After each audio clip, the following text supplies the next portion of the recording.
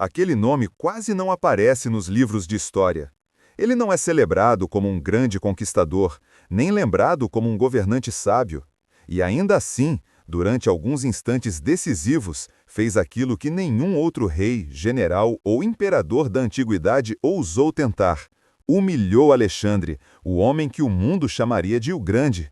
Foi rápido, foi inesperado, e foi tão profundo que, por um momento, o conquistador macedônio duvidou da própria lenda que carregava nos ombros. Mas, tão estranho quanto seu triunfo, é o fato de que esse governante persa desapareceu logo depois, como se tivesse sido engolido pelo próprio deserto que buscava defender. Seu nome ecoou por corredores escondidos do império. E então, silêncio. É como se tivesse sido apagado. Era uma época em que reis surgiam e caíam com a mesma velocidade que suas cidades morriam sob o peso das sandálias de exércitos estrangeiros. Alexandre avançava como uma tempestade irresistível, derrubando muralhas, derrotando generais experientes, quebrando séculos de domínio persa como se fossem feitos de argila.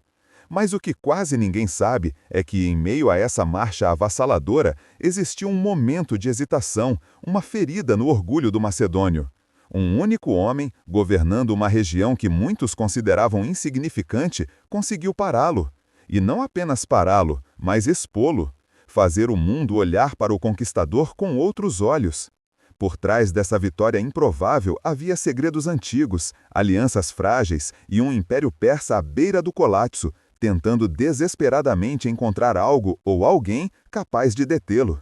O que parecia apenas um pequeno episódio militar, na verdade colocaria todo um império em risco. E nas areias escaldantes da Ásia Central, uma sombra persa ergueu-se para desafiar o destino. Antes de continuarmos essa jornada por reinos esquecidos e decisões que mudaram o curso da história, aproveite para se inscrever no canal e deixar o seu like. Assim você mostra que quer mais viagens épicas pelo passado e ajuda essa história a alcançar outras pessoas que, como você, amam descobrir segredos enterrados pelo tempo. Naquela época, o Império Persa ainda era vasto, mas já não era o colosso que um dia fizera tremer os gregos. Dario III lutava para manter o controle de regiões cada vez mais rebeldes, enquanto estrategas locais acumulavam poder silenciosamente, esperando o momento certo para agir. As fronteiras orientais, especialmente as terras da Báctria e da Sogdiana, eram mosaicos de culturas, reinos nômades, guerreiros montados e antigos senhores persas que governavam quase como reis independentes. Era uma região difícil de controlar, montanhosa, cortada por vales estreitos e aldeias que desapareciam na poeira do vento. Para o ocidente, parecia uma terra distante, quase selvagem, mas ali cada decisão podia desencadear uma guerra. Poucos percebiam que naquela região instável estava sendo preparado o último grande obstáculo à marcha de Alexandre.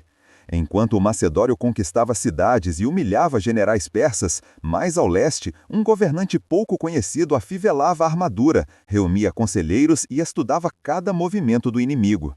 Seu nome era Bessos, sátrapa da Báctria, descendente de nobres persas e comandante de tropas que conheciam cada desfiladeiro, cada rocha e cada vale daquelas terras remotas.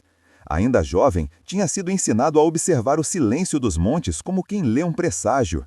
"Meu filho, o mundo lá fora não perdoa os fracos", teria dito seu pai enquanto caminhavam pelos pátios empoeirados do palácio. E Bessos aprendeu, talvez até demais, que sobreviver significava agir antes que o perigo batesse à porta. Quando Alexandre avançou, destruindo o coração do império, Bessos viu o caos se espalhar por todos os lados. Intrigas surgiram dentro da corte, generais persas discutiam entre si, e Dario III parecia cada vez mais incapaz de unir o que restava de suas forças. Ao mesmo tempo, tribos nômades ameaçavam romper alianças antigas, e senhores locais cogitavam abandonar o império antes que fossem engolidos pelo conquistador macedônio.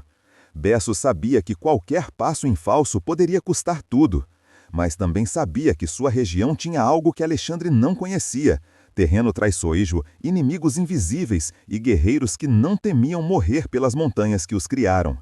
O que ele não sabia é que seus próprios aliados observavam cada movimento, esperando o momento certo de reivindicar seus próprios tronos. Aquela decisão teria um preço. Quando finalmente o confronto ocorreu, não foi em um campo aberto, com falanges alinhadas e cavaleiros avançando sobre o sol. Foi um choque abrupto, brutal e humilhante para Alexandre. Enquanto o macedônio perseguia Dario III, que fugia desesperado para o leste, Bessos armou uma emboscada. Em vez de apoiar seu rei, traiu-o, capturando-o e usando-o como peça estratégica. Sabia que Alexandre queria Dario vivo, pois sua captura simbolizaria o fim definitivo da resistência persa. Então, Bessos o feriu, deixando-o agonizar, de modo que Alexandre encontrasse apenas um soberano moribundo.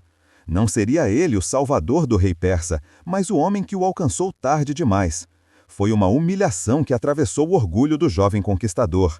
As noites seguintes teriam sido silenciosas no acampamento macedônio, e muitos soldados afirmaram em seus relatos que o rei vagou inquieto, remoendo a ideia de que um sátrapa rebelde o havia enganado.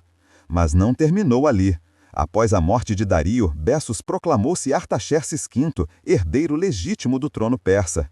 Era uma jogada ousada, quase suicida, que colocava o império dividido sob seu comando. Por algumas semanas, Alexandre avançou sem saber ao certo onde seu inimigo estava, enquanto boatos diziam que o novo rei das terras orientais organizava uma resistência impossível.